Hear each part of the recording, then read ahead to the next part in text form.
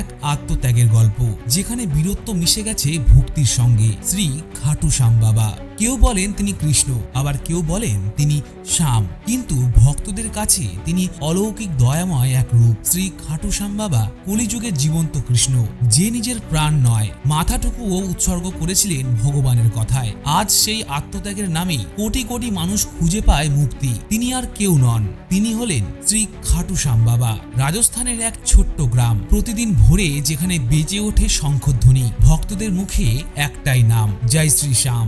এই নামের আড়ালে লুকিয়ে আছে এক অমর আত্মত্যাগের গল্প, শ্রী খাটু শ্যাম বাবার গল্প। যুদ্ধক্ষেত্রের মাঝে দাঁড়িয়ে এক বীর যখন নিজের অস্তিত্ব, এমনকি নিজের মাথাটুকুও দান করেন, তখন কি তাকে আর সাধারণ মানুষ বলা যায়, নাকি তখনই তিনি ইতিহাসের অমর মহাকাব্যে জায়গা করে নেন? নমস্কার, আমি শুভম, আর আপনারা দেখছেন সময়যাত্রা ইউটিউব চ্যানেল। আজ আমরা আপনাদের নিয়ে যাব সেই কিংবদন্তি যাত্রাপথে। একবার ভাবুন তো, ধুলোয় ঢেকে থাকা নিষ্ঠুর এক রণক্ষেত্র, চারিদিকে শুধু লড়াই আর মৃত্যুর গন্ধে ভরা বাতাস। ঠিক সেই সময়ে এক বীর যোদ্ধা বেছে নিলেন তার সর্বসেরা আত্মত্যাগ, নিজের মাথা উৎসর্গ করা। এই একমাত্র ত্যাগই তাকে দেবত্বে উন্নীত করেছে। মানুষ থেকে মহাপুরুষ, মহাপুরুষ থেকে কিংবদন্তি, আর কিংবদন্তি থেকে আজকের কলিযুগের কৃষ্ণ, শ্রী খাটু শ্যাম বাবা। আসুন আজ আমরা জেনে নিই সেই অসামান্য বীরের গল্প। আসলে কে এই খাটু শ্যাম বাবা, আর সেই বীরের আত্মবলিদানের ইতিহাসটাই বাকি। এবারে ফিরে আসা যাক মহাভারতের সেই সিদ্ধান্ত ঘন অধ্যায়ে, যেখানে উন্মোচিত হবে এমন এক যোদ্ধার পরিচয় যার নাম সময়ের ধুলোর নিচে চাপা পড়ে গেছে। তিনি হলেন বারবারিক, ঘটোৎকচের অগ্নিসম পুত্র, ভীমের মহাবলশালী নাতি মৌরবী, যাকে আমরা অহিল্যাবতী নামে চিনি। তার গর্ভে জন্ম নেওয়া এই বালক যোদ্ধা শৈশব থেকেই ছিলেন বিস্ময়কর প্রতিভার অধিকারী। পুরাণ মতে তার জন্ম হয় দাপর যুগের একেবারে শেষ পর্বে, অর্থাৎ মহাভারত যুদ্ধের ঠিক আগের প্রজন্মে। যেন তার রক্তের স্রোতেই বইত যুদ্ধ কৌশলের আঁচ আর অলৌকিক শক্তির ইঙ্গিত। ধনুর্বিদ্যায় তার প্রভুত্ব দেখে দেবতারা পর্যন্ত বিস্মিত হতেন। তিনি ছিলেন দেবী দুর্গা ও ভগবান শিবের অনুগত ভক্ত। সমন্বয়বাদী প্রকৃতির এই বীর মূলত এক যক্ষরূপে জন্ম নিয়েছিলেন। পরে মানুষরূপে পুনর্জন্ম নিয়ে পৃথিবীতে ফিরে আসেন আরো বৃহত্তর উদ্দেশ্য নিয়ে। তপস্যায় মহাদেবকে সন্তুষ্ট করে তিনি লাভ করলেন 3টি অমোঘ তীর, অর্থাৎ 3টি বাণ। মানুষ তাকে 3 বাণধারী বলে চিনতে শুরু করলো। এই 3টি তীরে ছিল 3টি অলৌকিক ক্ষমতা। প্রথম তীর লক্ষ্যকে চিহ্নিত করত, আর দ্বিতীয় তীর সেই লক্ষ্য সংক্রান্ত সবকিছুকে ধ্বংস করত, এবং তৃতীয় তীর সব তীরকে পুনরায় ধনুকে ফিরিয়ে আনত।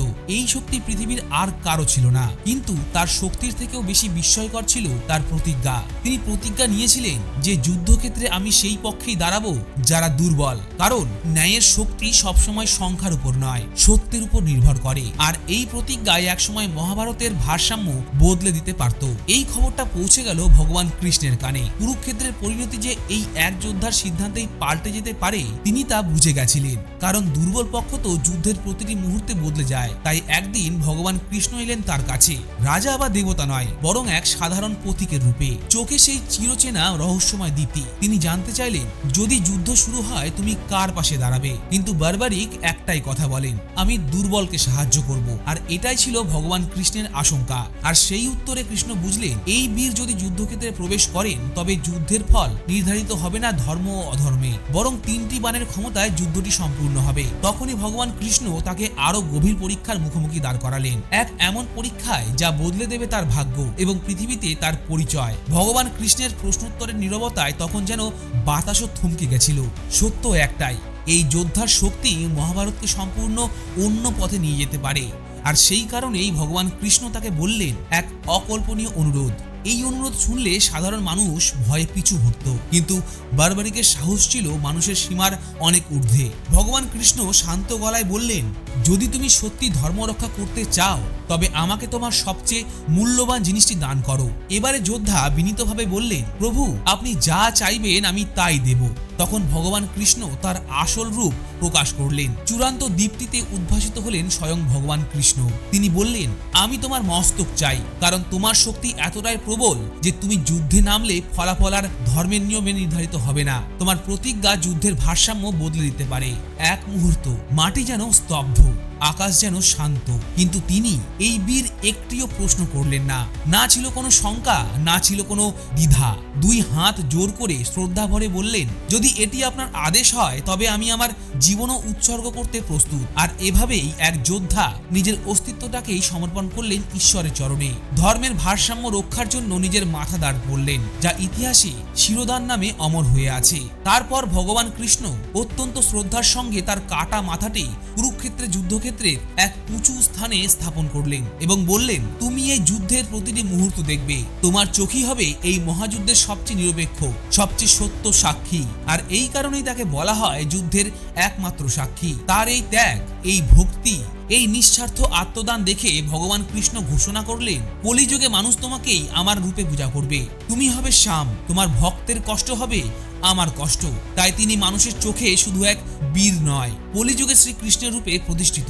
ভগবান কৃষ্ণের বরদান উচ্চারিত হওয়ার পর যেন আকাশ বাতাসও থেমে গেল কিছুক্ষণ। এরপরে মহাভারতের যুদ্ধ শেষ হয়ে গেল, ধুলি থিতিয়ে এলো, সময় এগিয়ে গেল শতাব্দী পেরিয়ে, সভ্যতা বদলালো, কিন্তু সেই মাথার দীপ্তি নিবারণ হলো না। অবশেষে দেবতারা বারবারিকে সেই দানকৃত মাথাটি সমাধিস্থ করলেন রাজস্থানের শিকার এলাকার এক নির্জন মরুপ্রান্তে, যেখানে পরে গড়ে ওঠে এক ছোট্ট গ্রাম যার নাম খাটু। আজ সেই স্থানই খাটু শ্যাম বাবার মহাতীর্থ। মানুষ প্রথমে জানতো না এই মাটির নিচে কি অলৌকিক শক্তি লুকিয়ে আছে, কিন্তু একদিন যখন স্থানীয়রা মাটির গভীরে সেই পবিত্র মাথা আবিষ্কার করলো, তারপর থেকে শুরু হলো এক নতুন অধ্যায়। এই স্থানে নির্মিত হলো খাটু শ্যাম বাবার পুণ্যধাম, সেই মন্দির যেখানে বিশ্বাস করা হয় বারবারিকের মাথাটি এখনো সমাধিস্থ অবস্থায় রয়েছে এবং আশীর্বাদ বিলিয়ে চলেছেন কলিযুগের শ্রীকৃষ্ণ রূপে। প্রতিদিন ভোরে শঙ্খধ্বনি, ঘণ্টার ধ্বনি আর ভক্তদের কণ্ঠে এক সুরে ধ্বনিত হয় জয় শ্রী শ্যাম। বিশেষ করে ফাল্গুন মাসে খাটু শ্যাম মেলায় হাজার হাজার মানুষ ভিড় করেন তাদের আশা, প্রার্থনা, দুঃখ আর বিশ্বাস নিয়ে। ভক্তদের বিশ্বাস, শ্যাম বাবার করুণা যার উপর পড়ে তার কোনো বাধা, কোনো দুঃখ স্থায়ী নয়। অনেকে বলেন মন্দিরে তারা অলৌকিক আলো, দয়া, শান্তির অনুভব পেয়েছেন, কারণ তিনি শুধু দেবতা নন, তিনি কলিযুগের জীবন্ত কৃষ্ণ চেতনা। আজকের এই যাত্রা আমাদের সামনে উন্মোচন করলো এক বীরের অসম্ভব আত্মদান, এক যোদ্ধা যিনি নিজের মাথা পর্যন্ত দান করেছিলেন ধর্ম রক্ষার জন্য। আজ তিনি কোটি কোটি মানুষের আশ্রয়, শান্তি আর শক্তির প্রতীক। খাটু শ্যাম বাবা। রাজস্থানের মরুভূমির বুকে দাঁড়িয়ে থাকা এই মন্দির শুধু একটি স্থাপনা নয়, এটি বিশ্বাসের কেন্দ্র, আশার বাতিঘর আর সেই বীরত্বের অমর স্মৃতি যা সময়ের স্রোতে মুছে যায়নি। ভক্তরা বলেন, যার উপর শ্যাম বাবার কৃপা থাকে তার পথ কখনো অন্ধকারে হারিয়ে যায় না। আমরাও তাই শেষ করছি সেই প্রার্থনাতেই, যেন তার আশীর্বাদ আমাদের জীবনে আলো হয়ে থাকে। জয় শ্রী শ্যাম।